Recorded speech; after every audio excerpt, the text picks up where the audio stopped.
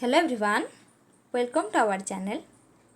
आज आम मथुरा मंगल काव्यर द्वितीय छांद जहाँकि आम पूर्वर आलोचना करुले ताहार अष्टम भाग आज आम आलोचना करवा एवं यही मथुरा मंगल काव्यटी आज शेष करवा।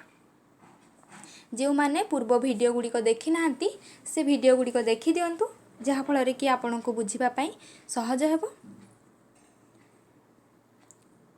कौन रही ना मथुरा कथा पचारि बारी नयनु झर झर माता पितांक कुशल टिकी कह हे मंत्री बर। पूर्वर आम आलोचना करथिले जे जेतेबेले अक्रूर कृष्ण पाखरे पहुँची कृष्ण बलराम किपरि भावरे अक्रूर को अतिथि सत्कार करिसंती से विषय आम आलोचना करुथिले एवं मथुरार कथा पचारिछंती। जेतेबेले श्रीकृष्ण मथुरार कथा पचारिछंती तांको आखिरु सेतेबेले नयनरु तांकर झर झर लुह बही जाउछि। कौन पचारिछंती? मथुरा कथा पचारिछंती। ता सहित तांको माता पिता किपरि भावरे कुशल रे अछंती कि नाही हे मंत्रीवर कुह बोली कि पचारिछंती।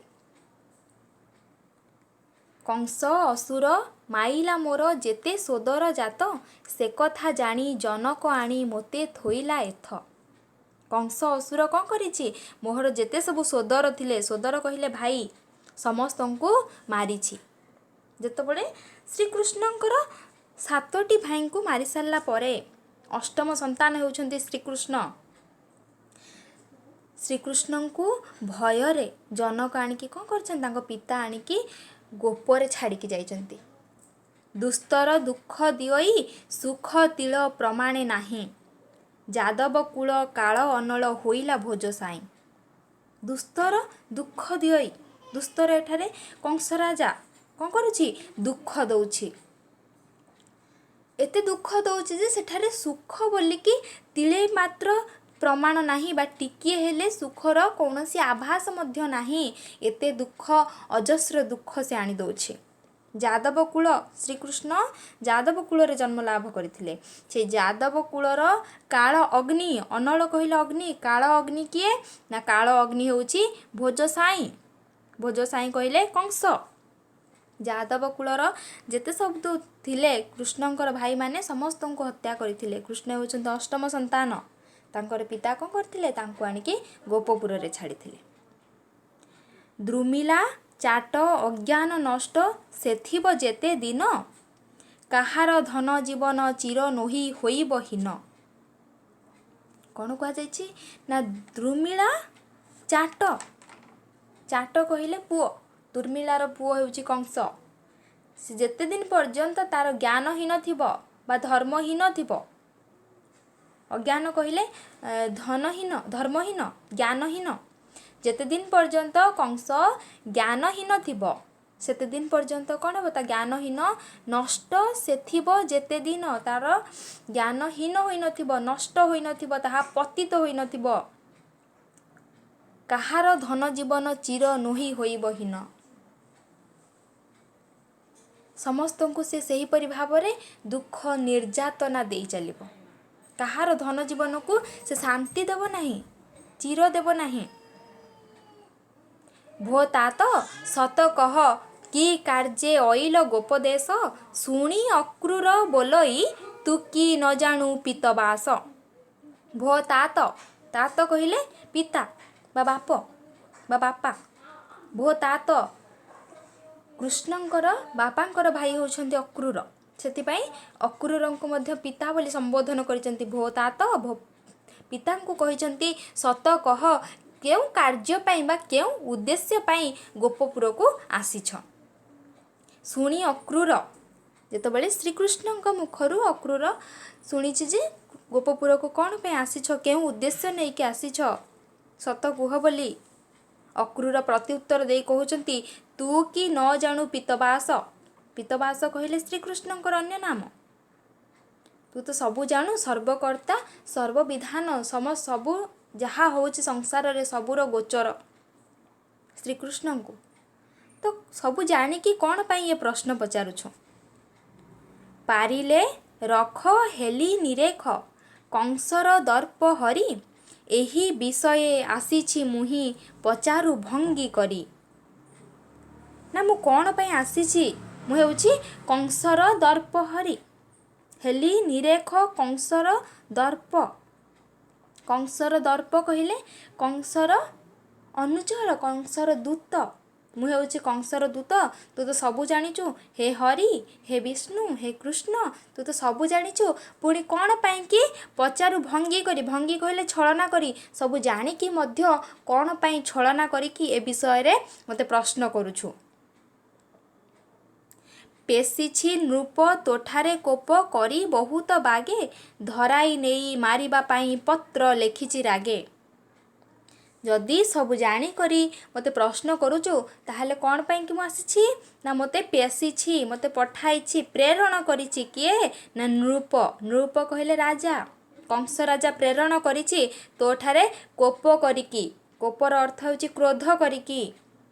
ବହୁତ ବାଗେ ବିଭିନ୍ନ ପ୍ରକାରରେ, ବିଭିନ୍ନ ପ୍ରକାର କୌଶଳ କରିକି ତୋତେ ମାରିବା ପାଇଁ, ବହୁତ ପ୍ରକାର କୌଶଳ କରିକି ଯେତେବେଳେ ହତାଶ ହୋଇଛି କଂସ, ସେତେବେଳେ ମୋତେ ପ୍ରେରଣ କରିଛି ଏବଂ ରାଗିକି ପତ୍ର ଗୋଟିଏ ଲେଖିଛି। ସେ ପତ୍ର ସହିତ ମୋତେ ଗୋପପୁରକୁ ପ୍ରେରଣ କରିଛି। ଏବାଣୀ ଶୁଣି ସାରଙ୍ଗ ପାଣି ବୋଲନ୍ତି ଦର ହାସେ, ଲେଖିଛି କିସ ନୃପତି କଂସ ଦିଅ ପିତାଙ୍କ ପାଶେ। ଏ ବାଣୀ ଶୁଣିକି, ଏ କଥା ଶୁଣିକି, ଅକ୍ରୁରଙ୍କର କଥା ଶୁଣି ସାରଙ୍ଗ ପାଣି, ସାରଙ୍ଗ କହିଲେ ଧନୁ, ଧନୁ ହସ୍ତରେ ଯାହାଙ୍କର ସେ ହେଉଛନ୍ତି କୃଷ୍ଣଚନ୍ଦ୍ର। ସେ ସାରଙ୍ଗ ପାଣି ଦର ହସିକି, ଅଳ୍ପ ହସିକି କ'ଣ କହିଲେ? ନା ଯାହା ବି କଂସ ଲେଖିଛି, ନୃପତି କଂସ ଲେଖିଛି, ତାହା କ'ଣ କର? ପିତାଙ୍କୁ ଦିଅ, ପିତାଙ୍କୁ ନେଇକି ଦିଅ। କିସ ବୋଲନ୍ତି ବରଜପତି ତାହା ଶୁଣିମା ଦେଖି, ସେ ଯେବେ ଯାଅ ବୋଲିବେ ତେବେ ଯାଦବେ ହେବେ ସୁଖୀ। ଯେତେବେଳେ ପିତା ଆଜ୍ଞା ଦେବେ ଯେ ସେ କ'ଣ ଲେଖା ହେଇଛି, କଂସ କ'ଣ ପତ୍ରରେ ଲେଖିଛି, ଯେତେବେଳେ ସେ ଆଜ୍ଞା ଦେବେ ତାହେଲେ ଯାଅ, ଯେତେବେଳେ କହିବେ ଯାଅ ବୋଲିବେ, ତେବେ ଯାଦବେ ହେବେ ସୁଖୀ। ଯାଦବେ କୃଷ୍ଣ, କୃଷ୍ଣ ସୁଖୀ ହେବେ ଯେ ପିତାଙ୍କର ଆଦେଶ ନେଇକି ସେ ଯିବେ ଗୋପପୁରରୁ ମଥୁରାପୁରକୁ। ନ ଯିବେ ସୁତ ବୋଇଲେ ତାତ କେମନ୍ତେ ଯିବୁ ଆଉ, ଏବାଣୀ ଶୁଣି ସେ ମନ୍ତ୍ରୀମଣି ହୃଦେ ପଶିଲା ଦାଉ। ନ ଯିବେ ସୁତ, ପୁତ୍ର ଯିବେ ନାହିଁ। କିଏ କହିଲେ? ତାତ କହିଲେ, ପିତା କହିଲେ, ଶ୍ରୀକୃଷ୍ଣଙ୍କ ପିତା କହିଲେ କେମିତି ଯିବୁ? ସେ ତ ହେଉଛି କଂସ ଅସୁର। ତ ଯେତେବେଳେ ପୁତ୍ରକୁ ପ୍ରେରଣ କରିବା ପାଇଁ ଏଠାରେ ବେଳ ଆସିଛି, ପିତା ସେତେବେଳେ ଟିକେ ଭୟଭୀତ ହୋଇଯାଇଛନ୍ତି ଯେ କଂସ ଅସୁର ପାଖକୁ କିପରି ଭାବରେ ତାଙ୍କ ପୁତ୍ରକୁ ଛାଡ଼ିବେ। ସେଥିପାଇଁ ଭୟଭୀତ ହୋଇକି କ'ଣ କହିଛନ୍ତି? କିପରି ଯିବୁ? ଯେତେବେଳେ ଏହି କଥାଟି ଅକ୍ରୁର ଜାଣିଛି, ଅକ୍ରୁର ଶୁଣିଛି, ସେ ମନ୍ତ୍ରୀମଣି ହୃଦେ ପଶିଲା ଦାଉ। ମନ୍ତ୍ରୀମଣି କହିଲେ ଅକ୍ରୁରର ହୃଦୟରେ ଦାଉ ପଶିଛି। ଦାଉ କହିଲେ ସନ୍ତାପ କରିଛି, ଦୁଃଖ କରିଛି। କ'ଣ ପାଇଁ ଦୁଃଖ କରିଛି? ନା କଂସର ଚାର କରେ ବିଚାର, କିସ କରିବି ମୁହିଁ, କୃଷ୍ଣ ନନେଲେ ମୋତେ କି ଭଲେ ରଖିବ ଭୋଜ ସାଇଁ। ଅକ୍ରୁର ଦୁଃଖ କରିଛି ଯେ କଂସର ଚାର, କଂସର ଅନୁଚର, କଂସର ମନ୍ତ୍ରୀ ଅକ୍ରୁର ବିଚାର କରିଛି ଯେ ମୁଁ କ'ଣ କରିବି, ଯଦି ମୋ ସାଙ୍ଗେ ଶ୍ରୀକୃଷ୍ଣ ବଳରାମ ଯଦି ମଥୁରାପୁରକୁ ନ ଯିବେ ତାହେଲେ ମୁଁ କ'ଣ କରିବି? କୃଷ୍ଣ ଯଦି ମୋତେ ନ ରଖିବେ, କୃଷ୍ଣ ଯଦି ମୋତେ ମୋ ସହିତ ମଥୁରାପୁରକୁ ଗମନ ନ କରିବେ, ତାହେଲେ ମୋତେ କିପରି ଭାବରେ, ମୋତେ କି ଭଲେ ରଖିବ ଭୋଜ ସାଇଁ। ଭୋଜ ସାଇଁ କହିଲେ କଂସ। କିପରି ଭାବରେ ସେ ମୋତେ ଭଲରେ ରଖିପାରିବ? କୃଷ୍ଣ ଯଦି ମୋତେ ନ ରଖିବେ ତାହେଲେ କଂସ ମୋତେ କେବେ ହେଲେ ଭଲରେ ରଖିପାରିବ ନାହିଁ। ଆଉ କ'ଣ କୁହାଯାଇଛି?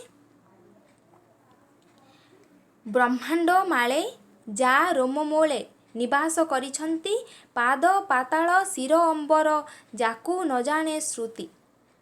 ବ୍ରହ୍ମାଣ୍ଡ ମାଳେ, ଅସଂଖ୍ୟ ବ୍ରହ୍ମାଣ୍ଡ ଯାହାର ରୋମ ମୂଳରେ ନିବାସ କରିଛନ୍ତି, ବିତରଣ କରିଛନ୍ତି ସେଇ ଶ୍ରୀକୃଷ୍ଣଙ୍କର ପାଦ ପାତାଳ ଶିର ଅମ୍ବର। ଶିର ହେଉଛି ଅମ୍ବର, ପାଦ କ'ଣ? ନା ପାତାଳ, ଶିର ହେଉଛି ଅମ୍ବର, ଆକାଶ। ଯାକୁ ନ ଜାଣେ ଶ୍ରୁତି, ଶ୍ରୁତି କହିଲେ ବେଦ। ଏଠାରେ କ'ଣ ବର୍ଣ୍ଣନା କରାଯାଇଛି? ଏଠାରେ ଭଗବାନଙ୍କର ବିରାଟ ମୂର୍ତ୍ତି ବର୍ଣ୍ଣନା କରାଯାଇଛି, ଯେ କିପରି ଭାବରେ ଏ ବ୍ରହ୍ମାଣ୍ଡ, ଅସଂଖ୍ୟ ବ୍ରହ୍ମାଣ୍ଡ ଶ୍ରୀକୃଷ୍ଣଙ୍କର ରୋମବଳୀରେ ନିବାସ କରନ୍ତି, ବସତି ସ୍ଥାପନ କରନ୍ତି। ତାଙ୍କ ପାଦ ହେଉଛି ପାତାଳ, ଶିର ହେଉଛି ଅମ୍ବର ଆକାଶ, ଯାହାଙ୍କୁ ଏ ବେଦ ମଧ୍ୟ ଜାଣେ। ରୂପ ଅରୂପ କ୍ଷଣ କ୍ଷଣକେ ହୁଅଇ ଇଚ୍ଛା ସୁଖେ, ଏହା ନଗଲେ କେନେଇ ପାରେ ବୋଲି ଭାଳଇ ଦୁଃଖେ। ରୂପ ଅରୂପ ତା ସହିତ କୁହାଯାଇଛି କ୍ଷଣ କ୍ଷଣକେ, ଯାହାର ରୂପ ଅନେକ, କ୍ଷଣ କ୍ଷଣକେ ଯିଏ କ'ଣ କୁହନ୍ତି ହୁଅଇ ଇଚ୍ଛା ସୁଖେ, କ୍ଷଣ କ୍ଷଣକେ ଯିଏ ନିଜର ସୁଖ ପାଇଁ ଆଉ ଗୋଟିଏ ଅବତାର ଗ୍ରହଣ କରିପାରନ୍ତି, ଆଉ ତାଙ୍କର ରହିଛି ଅସଂଖ୍ୟ ରୂପ। ସେ ଯଦି ଏହା ନଗଲେ କେନେଇ ପାରେ ବୋଲି ଭାଳଇ ଦୁଃଖେ, ସେ ଯଦି ନିଜେ ଶ୍ରୀକୃଷ୍ଣ ମଥୁରାପୁରକୁ ଅକ୍ରୁର ସହ ନ ଯିବେ, ସେ ହେଉଛନ୍ତି ତ ତାଙ୍କର ରୂପ ଅନେକ, ସେ କ୍ଷଣକରେ ଏଠାରେ ରହିକି ମଧ୍ୟ ଅନ୍ୟ ଟିକିଏ ଅତି କମ୍ କ୍ଷଣରେ ସେ ଅନ୍ୟ ଏକ ସ୍ଥାନରେ ମଧ୍ୟ ଯେତେବେଳେ ଉପସ୍ଥିତ ହୋଇପାରୁଛନ୍ତି, ତାଙ୍କ ବିନା ପରାମର୍ଶରେ କେହି ଅନ୍ୟ ଜାଗାକୁ ନେଇପାରିବେ ନାହିଁ। ଏ କଥାକୁ ବିଚାର କରି ଅକ୍ରୁର କ'ଣ କରିଛି ନା ଦୁଃଖରେ ଭାଙ୍ଗି ପଡ଼ିଛି, ମ୍ରିୟମାଣ ହୋଇଯାଇଛି। ଅକ୍ରୁର ମନ ଜାଣିଲେ ଶ୍ୟାମ, ବୋଲନ୍ତି ଶୁଣ ମନ୍ତ୍ରୀ, ମଥୁରା ଯିବି କଂସ ମାରିବି, ମନେ ନ କର ଭ୍ରାତି। ଶ୍ରୀକୃଷ୍ଣ ଭାବଗ୍ରାହୀ, ସମସ୍ତଙ୍କର ଭାବନାକୁ ମଧ୍ୟ ଜାଣିପାରନ୍ତି। ଅକ୍ରୁରର ମନ କଥା ଜାଣିକି ଶ୍ୟାମ କ'ଣ କହିଲେ ନା, ହେ ମନ୍ତ୍ରୀବର ଶୁଣ, ମୁଁ ନିଶ୍ଚୟ ମଥୁରା ଯିବି ଏବଂ କଂସକୁ ମାରିବି। ତମେ ତିଳେ ହେଲେ ଭ୍ରମ କର ନାହିଁ, ଯେ ଯେଉଁ ମନରେ ଆଶଙ୍କା କରୁଛ ମୁଁ ମଥୁରାପୁରକୁ ଯିବି ନାହିଁ ବୋଲି, ସେ ଭ୍ରମ ମନରୁ ପାସୋରି ଦିଅ, ଭୁଲିଯାଅ। ମୁଁ ନିଶ୍ଚୟ ମଥୁରା ଯିବି ଏବଂ କଂସକୁ ମାରିବି।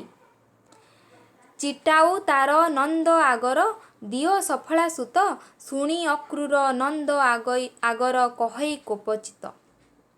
ଚିଟାଉ, ଯେଉଁ ଚିଟାଉଟି, ଯେଉଁ ଚିଠିଟି, ଯେଉଁ ପତ୍ରଟି କଂସ ପ୍ରେରଣ କରିଥିଲା, ତାହାକୁ ନନ୍ଦ ଆଗରେ ଦିଅ। ହେ ସଫଳା ସୁତ ଅକ୍ରୁର। ଶୁଣିକି ଯେତେବେଳେ ଶ୍ରୀକୃଷ୍ଣ କହିଲେ ସେ ଚିଠିଟିକୁ ନନ୍ଦଙ୍କ ଆଗରେ ଦିଅ, ତାଙ୍କ ପିତାଙ୍କ ଆଗରେ ଦିଅ ବୋଲିକି, ଅକ୍ରୁର କ'ଣ କଲେ, ନନ୍ଦ ଆଗରେ କହଇ କୋପଚିତ କଲେ, କ୍ରୋଧରେ କହୁଛି। ନିଦ୍ରାରେ ମୋହ ହୋଇନଥିଲା, ଉଠିଲା ଚେତ ପାଇ, କଂସର ପାତ୍ର ବୋଲିଣ ଗାତ୍ର, କମ୍ପାଇ ଉଭା ହୋଇ। ଅକ୍ରୁର ଆଗରେ ଯେତେବେଳେ ଚିଟାଉଟି ପତ୍ରଟି ଅକ୍ରୁର ନନ୍ଦଙ୍କ ଆଗରେ ଦେଇଛି, କିପରି ସେ କ୍ରୋଧରେ କହୁଛି। ନିଦ୍ରାରେ ଥିଲାବେଳେ ମୋହ ହୋଇନ, ଯେତେବେଳେ ଯେତେବେଳେ ମୋହ ହୋଇନ ସେ ପଡ଼ିଥିଲା, ହଠାତ୍ ଚେତା ଆସିଛି, ସେତେବେଳେ କ'ଣ ଦେଖିଛି ନା କଂସର ଲୋକମାନେ କ'ଣ କରୁଛନ୍ତି, ବୋଲିଣ ଗାତ୍ର କମ୍ପାଇ ଉଭା ହୋଇ, କମ୍ପମାନ କରିକିରି କ'ଣ କହୁଛନ୍ତି ନା, ବୋଲେ ଅକ୍ରୁର ହେ ଗୋପବୀର, ରାଜାର ଆଜ୍ଞା ଘେନ, ଉଛୁର ହେଲେ ନବର୍ତ୍ତୁ ଭଳେ, ଲେଖିଛି ଯେଉଁ ମାନ। ଅକ୍ରୁରକୁ ସେମାନେ ଆସିକି କଂସର ଲୋକମାନେ, ଅନ୍ୟ ସବୁ ଲୋକମାନେ ଅଛନ୍ତି, ଅନ୍ୟ ଯେଉଁ ଅନୁଚରମାନେ ଅଛନ୍ତି, ସେମାନେ ଆସି ତାକୁ ଅକ୍ରୁରକୁ ଭୟଭୀତ କରାଉଛନ୍ତି ଯେ ରାଜାଙ୍କର ଆଜ୍ଞା ନେଇକି ତୁ ଆସିଛୁ, ଏତେ ସମୟ ଉଛୁରି ଗଲାଣି, ଏତେ ସମୟ ଅତିବାହିତ ହୋଇଗଲାଣି, କ'ଣ ପାଇଁକି ତୁ ଏପର୍ଯ୍ୟନ୍ତ ମଥୁରାପୁରକୁ ପ୍ରତ୍ୟାବର୍ତ୍ତନ କରିନାହୁଁ ବୋଲି। ଶୁଣି କାତର ହୋଇ ପତର, ଶିରେ ଲଗାଇ ପଢ଼େ, କହେ ଭଗତ ଚରଣ ଦାସ, ଅକ୍ରୁର କୋପ ଗାଢ଼େ। ଶୁଣି କାତର କହିଲେ ଭୟଭୀତ ହୋଇ, ପତରକୁ, ସେଇ ପତ୍ରଟିକୁ, ଚିଠିଟିକୁ ଶିରେ ଲଗାଇକି ପଢ଼େ। କିଏ ପଢ଼ନ୍ତି ନା ଭକ୍ତଚରଣ ଦାସ। ଅକ୍ରୁରର କୋପ ଗାଢ଼େ, ଅକ୍ରୁରର କୋପ କହିଲେ କ୍ରୋଧ, ଯେଉଁ ଅତିଶୟ ବା ଅତିରିକ୍ତ କ୍ରୋଧରେ ଯେପରି ଭାବରେ ଅକ୍ରୁର ସେଇ ପତ୍ରଟିକୁ ପାଠ କରୁଛି, ସେଇ ପତ୍ରକୁ ଶିରରେ ଲଗାଇକି ଭକ୍ତଚରଣ ଦାସ କ'ଣ କରୁଛନ୍ତି, ମନ ଲଗାଇକି ପଢ଼ୁଛନ୍ତି। ଭକ୍ତଚରଣ ଦାସ, କବି ଭକ୍ତଚରଣ ଦାସ କିପରି ଭାବରେ ଅକ୍ରୁରର ସେଇ ଯେଉଁ ପତ୍ରଟି कंसर पत्रटी अक्रूर घेनिकी आसीछि से पत्र को नमस्कार करुछंती। ये थिला आमर आलोच्य विषय मथुरा मंगल काव्य। आमर सिलेबस अनुसार रिवाइज्ड सिलेबस 2020-21 वर्ष पर जहाँ रही केवल प्रथम छांद और द्वितीय छांद रही। आज आमर यही विषयटी समाप्त है। परवर्ती अन्य एक वीडियो रे आमे पुणी आउ गोटे विषय आलोचना करिबा। वीडियोटी भल लगी लाइक करंतु, फ्रेंड मानक सह शेयर करंतु एवं चैनल को सब्सक्राइब करंतु, जहाँ फल कि आमर प्रतिटी वीडियोर नोटिफिकेशन आपण माने यथाशीघ्र पाई परिबे। Thank you.